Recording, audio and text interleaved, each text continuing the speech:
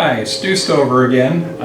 The topic I wanted to get to today was the topic of unemployment. So last time we did inflation, how consequential inflation is and can be to a society, whether it's America or any place in the world.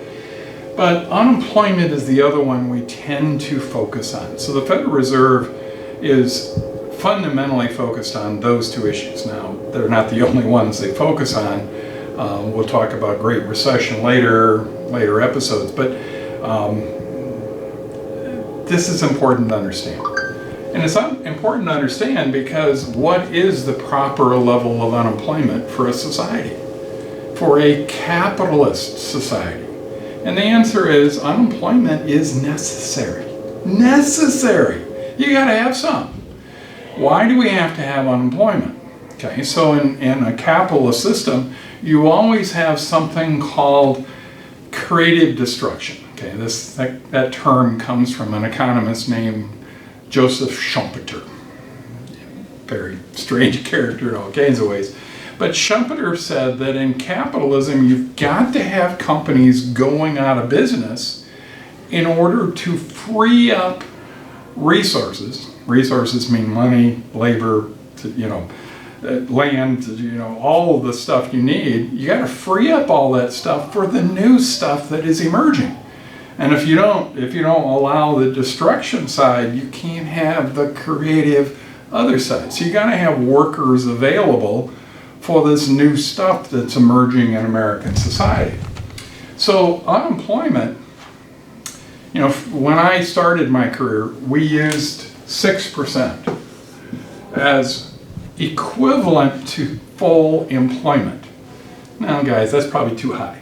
It's probably more realistic today to talk about 4% unemployment as full employment. Now, excuse me, that's still 4 out of 100 people who want a job who can't find one or don't have one in some sense. So we're not talking about the people who aren't looking for work. We're not worried about the kids who are in school. We're not worried about retired folks who retire. We're talking about the labor pool, the people who are actively looking for a job. 4 out of 100 don't have a job? Excuse me, how can that be called full employment? So here's the rub on this one. There are 4 different types of unemployment. So let's look at the first one. The first one is relatively small. And so it's going to be typically 2 to 5% of whatever our unemployment number are going to be frictional. What does that mean?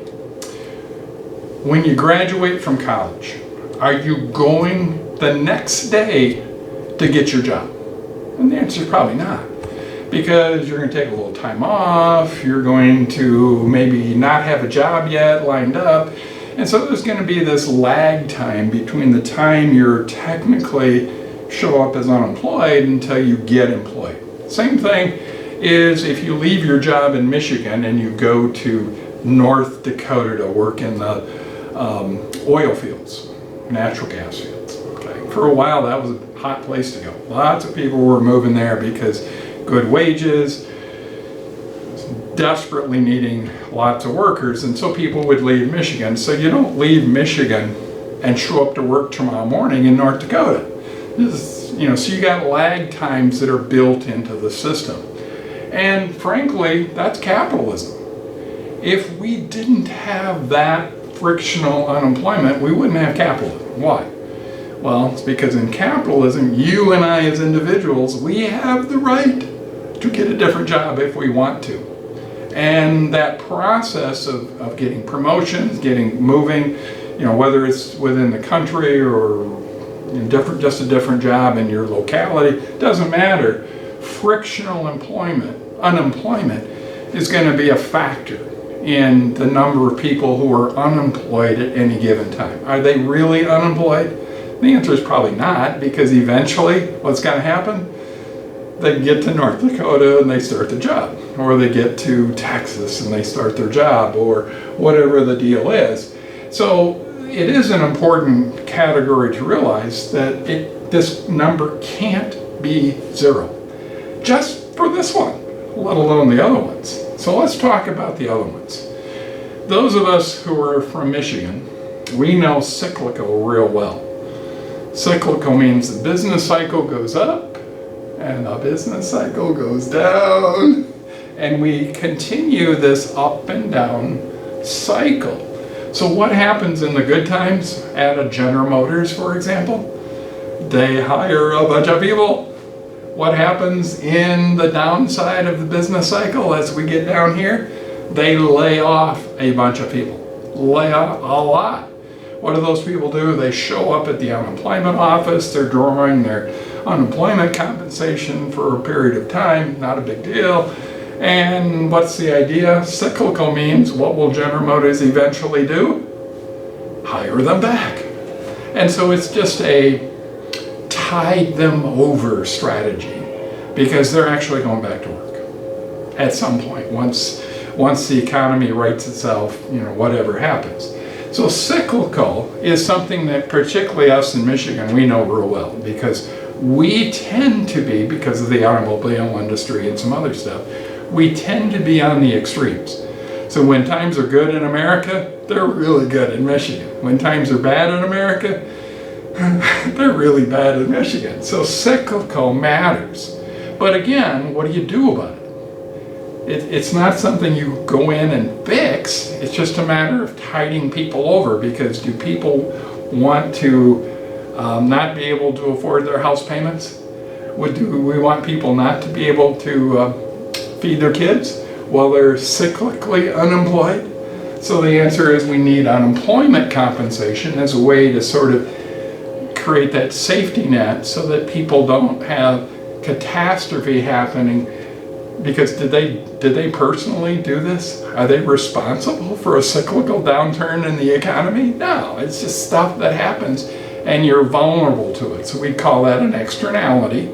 Another example of externalities on this one. So the third one we talk about, and these three are the critical ones. Structural. Structural, this one is important. This one's really important. Because what happens here is that the people are laid off. Are they laid off? No, they're fired.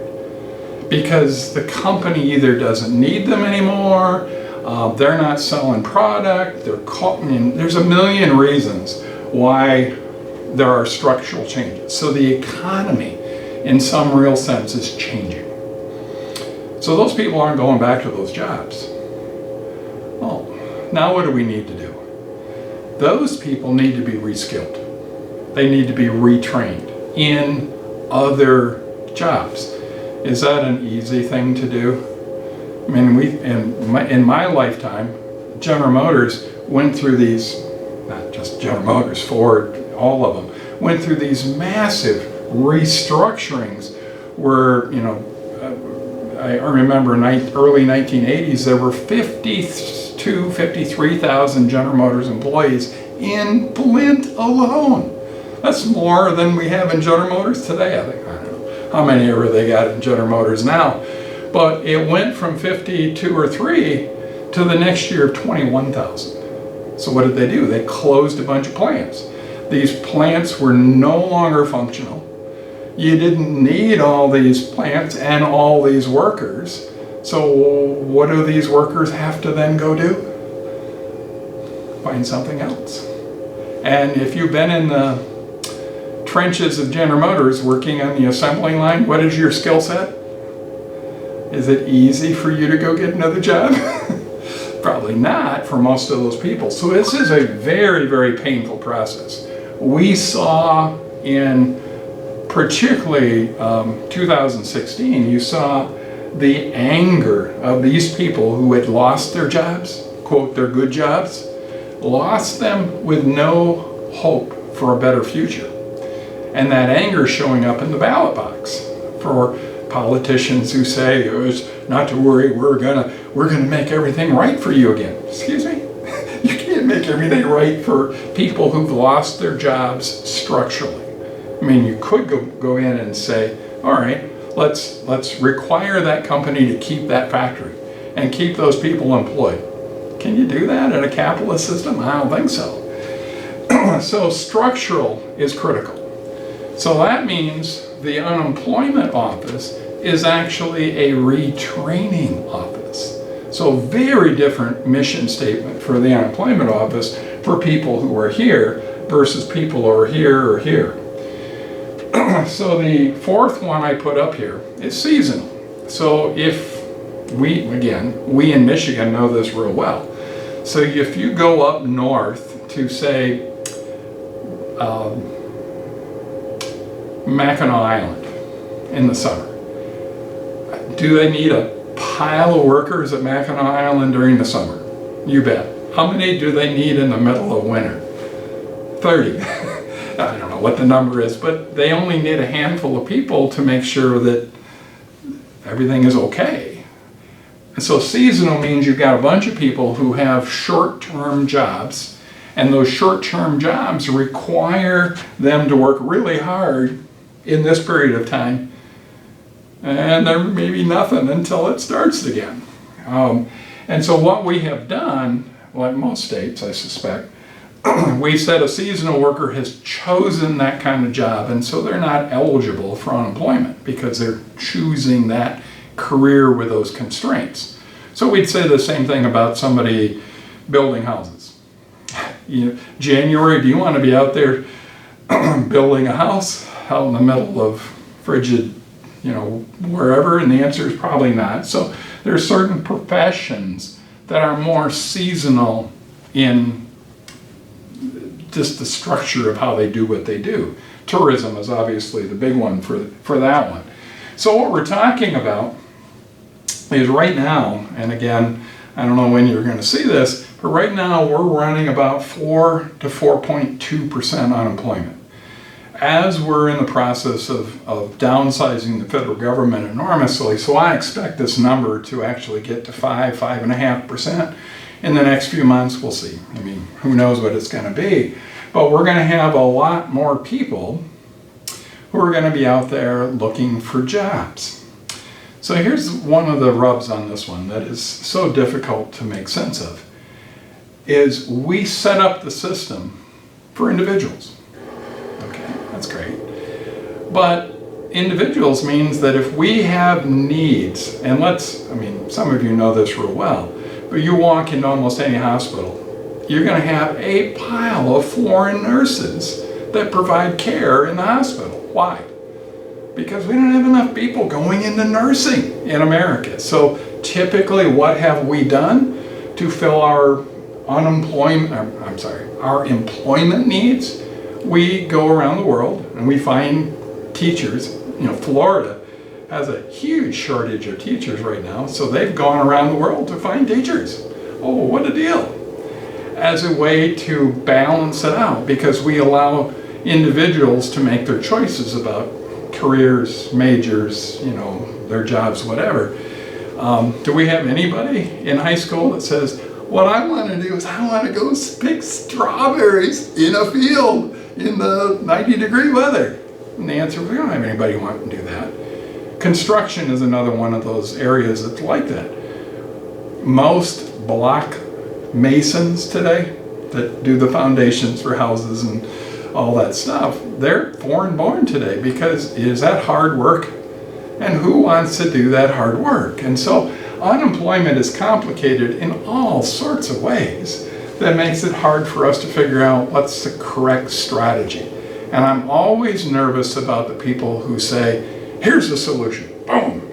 No, it's complex, and whatever you choose, there will be consequences. And so if we close off the borders to migrant workers, how are all those products going to be picked in the fields? And there's a consequence to the decisions that we make. So what I would argue is that we need to understand the four kinds, and we need to understand that 4% is actually good, not bad. So this notion we're going to bring back all this work and manufacturing and factories to America because we've got so many people unemployed, the answer is we don't have very many people unemployed for a whole host of reasons. Now, we may down the road. There's a lot of changes that could happen with these numbers. So The reality is we want to build mobility into the system. Our unemployment compensation system makes sense because we don't want people to lose their houses and their cars and not be able to feed their kids if they simply lose their job for things that are beyond their control. Now, if it's in their control, you know, we could argue that one. And the issue is always a question of we need to make sure people have the correct skills to be employable and productive in American society. Thank you.